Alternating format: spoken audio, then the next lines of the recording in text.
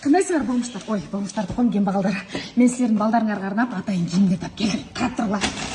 Ай, мына футболка H&M. Биздин Кыргызстанда ушундай складтан табылдым. Арзан кийимдер мурактап карабайсың. О, нупагайдын шындарында. Өлө бренд, качествосы, хыбы, эми ким эле буну балдарыңар кийгенде Филипп Киркоров биякта ыйлайт деп атпайбы? Ай, жок, силерге эмес, силердин балдарыңарга мындай кийимдер тапкырдым. Мына синтетика. Кытай. Муну Ош базар тачкадан табасыңар. Вот ысытат, ап өткөрөт, түлөп кеткен. Анан эми силер балдарыңар кичине сары, жашыл, кызыл кийим төрөсүңөр го синтетика карабайчы. Анан силер түшүнбөйсүңөр деле брендти. Анан силердин балдарыңарга ошо сен бала 13-кө чыкпайбы, бирок жакшы чыпалагынан салсаң сонун эле болот дегендейчи. Ошону ушулар кийип койгула. Ким балдар эми ит жегенден көрө силер жегиле.